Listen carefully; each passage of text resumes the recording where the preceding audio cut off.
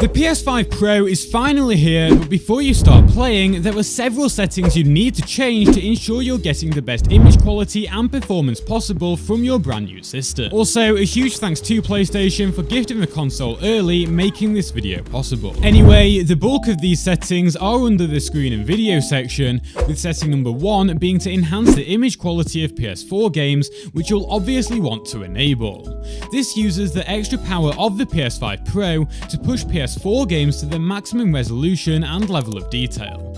I've tested this across a few games, and there is certainly a noticeable difference between having it on or off, so it is weird that it's off by default. It won't be as clear in a YouTube video as when you're playing the game yourself, but look here at the difference between Bloodborne running with it off versus on. Moving back up this page though, brings us to setting number 2, which is to allow 8K output. Let's be real, most of us probably don't have an 8K TV. Let me know if I'm right about that in the comments, but for those of you that do, this will allow games that support 8K to actually output at 8K. For now, this includes titles such as Gran Turismo 7 and No Man's Sky. On a similar note, setting number 3 is found under Captures and Broadcasts, then Screenshot Format, and is to enable 8K screenshots. Whilst the storage taken will be larger, if you're able to enable this, honestly, why wouldn't you? Because the quality of your in-game pics will be incredible, and after all, the Pro does have 2TB of storage. You could also choose to store them at full resolution in the virtual photography section of my brand new app My Backlog, which you can download using the links in the description. This is just one of many awesome features that I've packed into it, so I highly recommend you check it out, and I would really appreciate it too. Oh, and I have made a list of all available and upcoming PS5 Pro enhanced titles,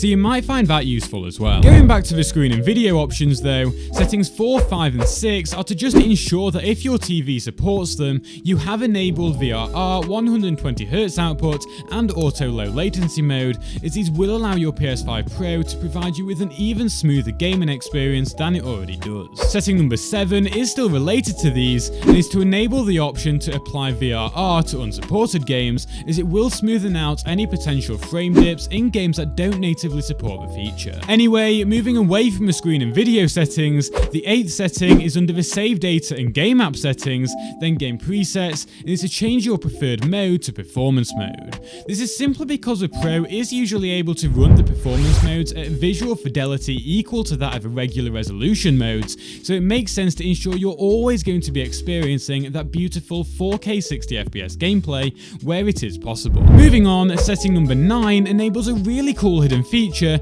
and is— whoa, now hold on a second. The next 40 settings are actually available on the regular PS5 too, so to see all of those, watch your video on screen now.